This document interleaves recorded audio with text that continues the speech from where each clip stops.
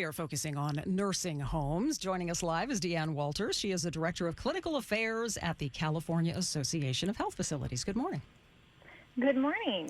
Thank you for having me today. Yeah, so for people who don't know, the California Association of Health Facilities represents 900 skilled nursing facilities and 450 intermediate care facilities in the state of California for people with intellectual disabilities. So since the beginning of this pandemic, nursing homes have been just a hotbed of coronavirus infections. What has changed between then and now to bring down the infection rate in these facilities? Well, that's a wonderful question. A lot of it has to do with the source control that pretty much everyone now across California is being asked to do, which is to wear a face mask in order to prevent the spread from oneself to other people. At the beginning of the outbreak, most facilities didn't have the PPE on site in order to staff all of their people with that personal protective equipment of a face mask. And so at the beginning, we were asked to, hold those personal protective equipment aside because in case we had an outbreak of coronavirus. And little did we know, of course, at that time that there was so much asymptomatic spread. And so that was one reason why there was so much outbreak right at the very beginning. And then out came all the guidance that said everybody needs to be wearing those source masks in order to prevent spread. And at that point, we saw a huge decline in the outbreaks across California.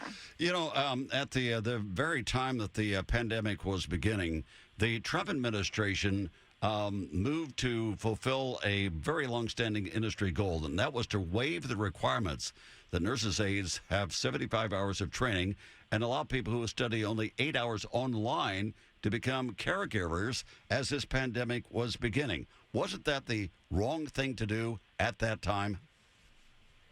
Well, in California, I'm not sure across the country, but we do have a huge pool of openings. I said that backwards. A lot of openings in skilled nursing for those hands-on caregivers. So right at the very beginning of the pandemic, we were expecting to see that many people across California potentially could come down with the virus and then wouldn't be able to go to work. And that would obviously negatively impact the caregiving field from hospitals to skilled nursing.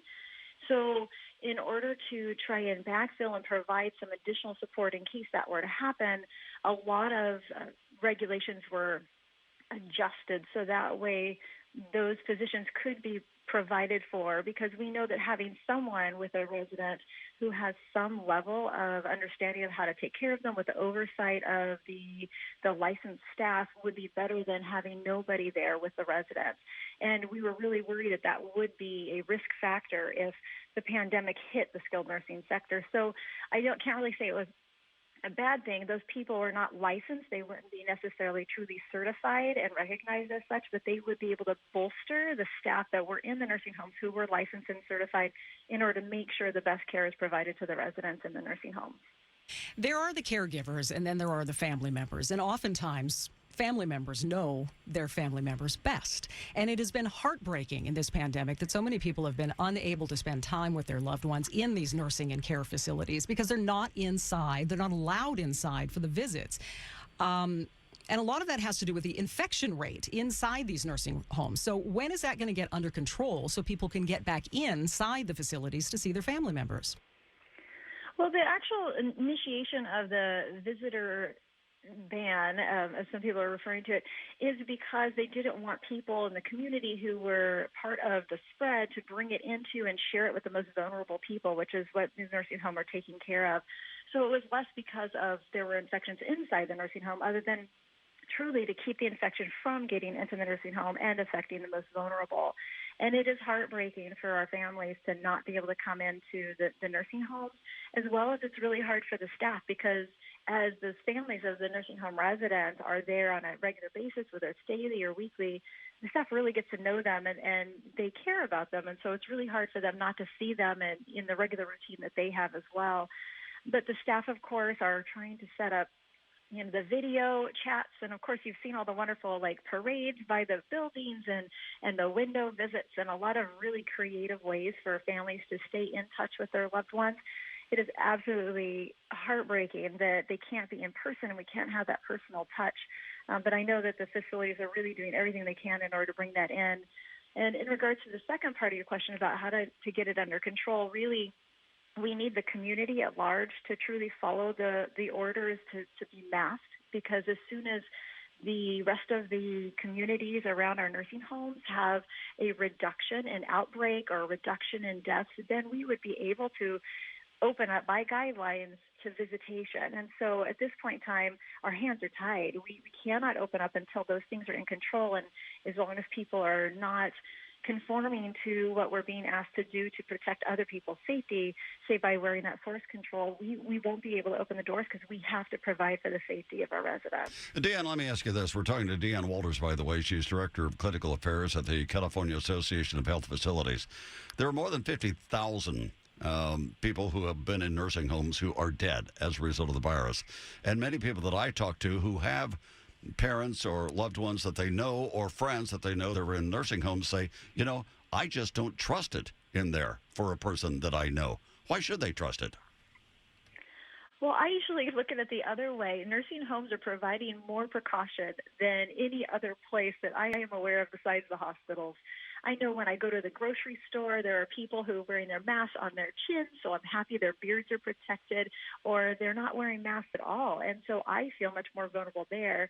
Whereas if I went into a nursing home, everybody is in complete PPE, which is personal protective equipment, including face guards, face shields, gloves, gowns.